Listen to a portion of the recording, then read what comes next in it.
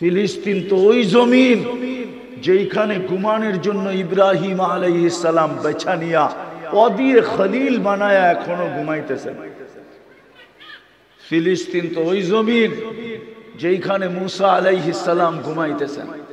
আজকে আমরা বুঝি নে কার উম্মত আমাদের দাম কি, দাম বুঝি না, কাম করতে কে বুঝবো।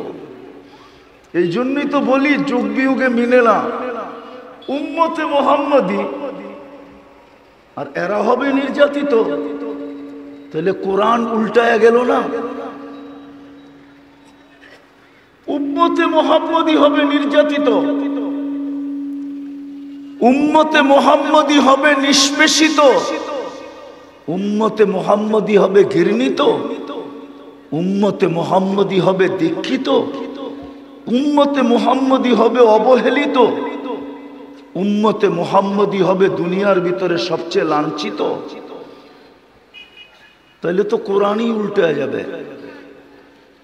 কোরআন তো এটা বলে না, কোরআন তো বলে আনতুমুল আলাউনা, তোমরাই সবার উপরে থাকবে। ওই মাইক ঠিক করো, আওয়াজ বেশি দিতে হবে না। কোরআন তো বলে আনতুমুল আলাউনা, তোমরাই সবার উপরে থাকবে। কোরআন তো বলে উলাইকা লাহুমুল আমান, আমি নিরাপত্তার চাদর দিয়ে তোমাদেরকে ঢেকে রাখবো। কোরআন তো বলে লাহুম রিজকুন কারীম, ক্লান্তিহীন রিজিক আমি তোমার বাড়িতে পৌঁছায় দেব।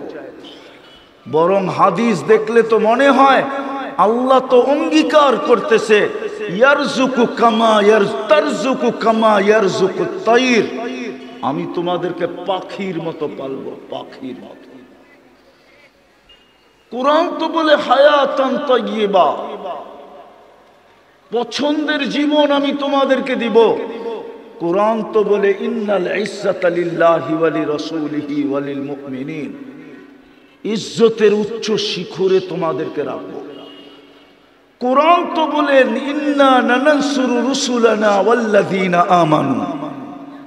উম্মতে মুহাম্মাদি, হাত উঠাইতে দেরি, সাহায্য আসতে দেরি হবে না। আর প্রমাণও তো দিলেন, একজনের জন্য ফেরেশতা চলে আসলো। মনে হয় হুজুররা মানতে রাজি না, আপনারা মানতে রাজি? কয়জনের জন্য ফেরেশতা? একজনের জন্য ফেরেশতা।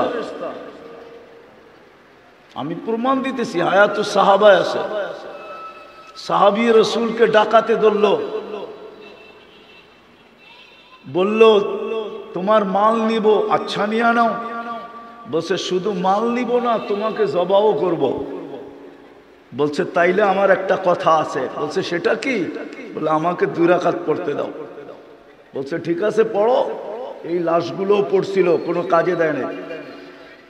তো 2 রাকাত পড়া যখন বয়ে বয়ে সালাম ফিরাইতে ছিল, তো ডান দিকে সালাম ফিরাইতে দেরি, তো দেখে সুদর্শন যুবক দাঁড়ানো, উলঙ্গ তরবারি হাতে, চেহারার থেকে যেন চাঁদের চেয়েও বেশি আলো ছিটকায়া পড়তেছে, আর ঠোঁটে নামাজির দিকে দেখা মুস্কি মুস্কি হাসতেছে।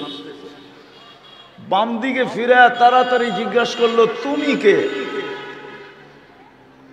তো ফেরেশতা বলতেছে আশ্চর্যের বিষয় তো, তুমি আমাকে ডাইকা আনলা আর তুমি জিজ্ঞাসা করতেছো তুমি কে?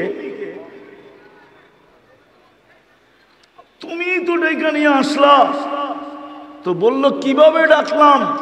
বলে তুমি যখন সেজদায় প্রথমবার পড়ছিলে, পুরা দোয়া আমি পড়বো না, কিতাবে আছে পুরা দোয়া।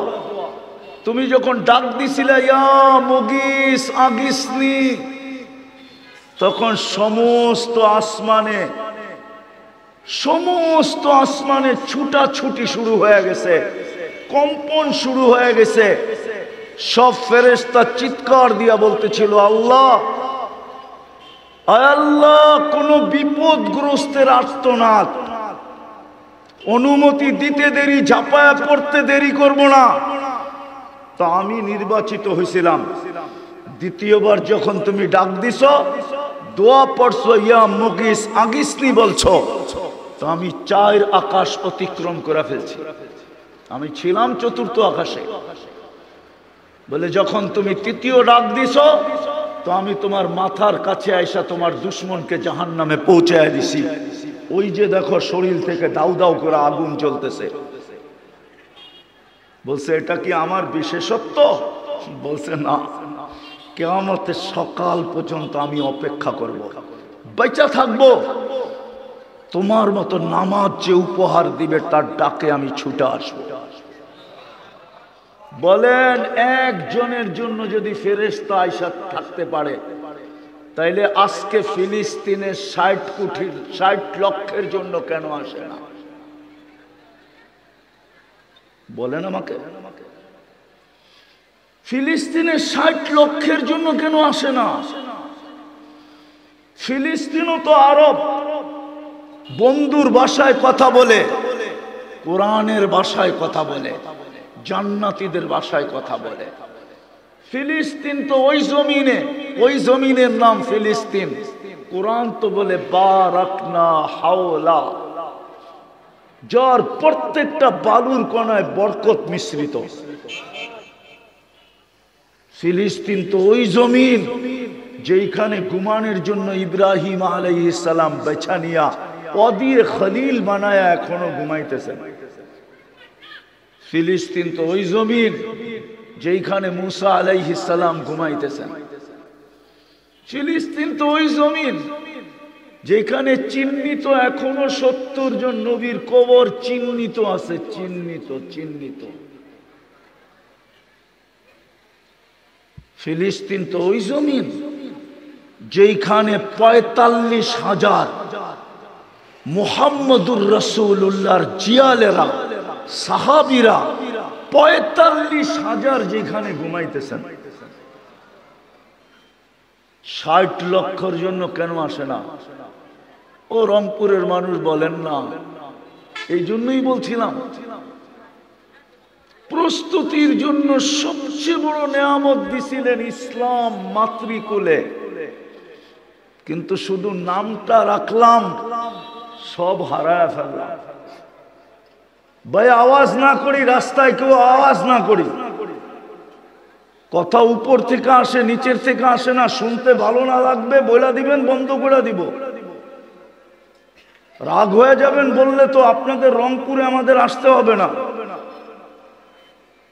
300-350 কিলোমিটার দূরের থেকে রংপুরে আসার আমাদের কোনো প্রয়োজন নাই, বাধ্যবাধকতা নাই।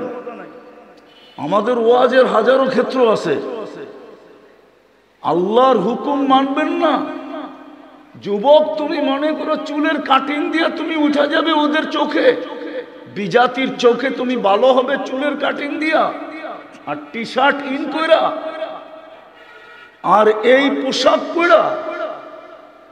আমার কথা ভালো মতে শোনো, তুমি যতই ওদের রঙে রঙিন হও, কোনোদিন ওদের কাছে প্রিয় হতে পারবে না। প্রমাণ দিব, প্রমাণ আমার পিছে প্রমাণ বসা আছে, দিব। আমেরিকান পাসপোর্ট দাঁড়ি, যাও জিজ্ঞাসা করো, তোমাদের সে আপডেট হয়ে যখন আমেরিকায় ঢোকে, যখন স্ক্রিনে পাঞ্চ করে পাসপোর্টটা, আমেরিকান পাসপোর্ট যখন পাঞ্চ করে, তোমাদের চেনে আমেরিকানদের থেকে আপডেট হয়ে ঢোকে মহিলা, আধা ঘন্টা ওর দিকে শুধু চাইতে থাকে, ওর রূপ দেখে না, চোখ বড় বড় করে দেখতে থাকে। জিজ্ঞাসা করো, নিয়ে আসবো ডাইকা সামনে? আমাকে বুঝাইতে হবে না, আমি দুনিয়া চৈসা বেড়াই। 103টা দেশ দেখা শেষ, 103টা ইমিগ্রেশন দেখছি। তোমাদের উন্নত দুনিয়া শুধু নিউজিল্যান্ড বাকি আছে আমার, আর কোন উন্নত দুনিয়া বাকি নেই। আমার কথা শুনো, কাজে দিবে। নাহলে যৌবন আল্লাহ দিছে, তোমার বাবার কিনা না যৌবন। তোমার বাবা কোনখান থেকে যৌবন কিনাই না, তোমার ভিতরে ফিট করে নাই। যৌবন তো আল্লাহ দিছে। তৃতীয় লিঙ্গ বানাইলে কি করতা তুমি বলো? কি করতা তৃতীয় লিঙ্গ বানাইলে? কথা বোঝো, আর কোনোদিন নাও আসতে পারি। আসলাম তো একটু হক আদায় করে যাইতে চাই, যে কিয়ামতের দিন যেন বলতে পারি যে আল্লাহ বুঝাইতে চেষ্টা করছি, বুঝে নাই, করার কি। এই জন্যই বলতেছিলাম মুসলমানের ঘরে সবচেয়ে বড় নেয়ামত দিছিলেন, শুধু আজকে নামটা রেখা দিছি, নামটা। আমি চিনি যুবকরা রাগ হয়ে যায় না, আমি জানি 50-50 লাখ টাকা দিয়া ঘুরতেছে, 30-30 লাখ টাকা দিয়া ঘুরতেছে শুধু ইউরোপ যাওয়ার জন্য। কে তুমি তো 14 তারিখ ওর চেয়ে বেশি উদযাপন করো, আমেরিকায় তো এত বেশি 14 তারিখ উদযাপিত হয় না। নিয়ে আসো আমার সামনে, আমি জিজ্ঞাসা করি বয়স্ক হলে কি হবে, চোখে তো পট্টি লাগায় নিউ ইয়র্কে ঘুরে না,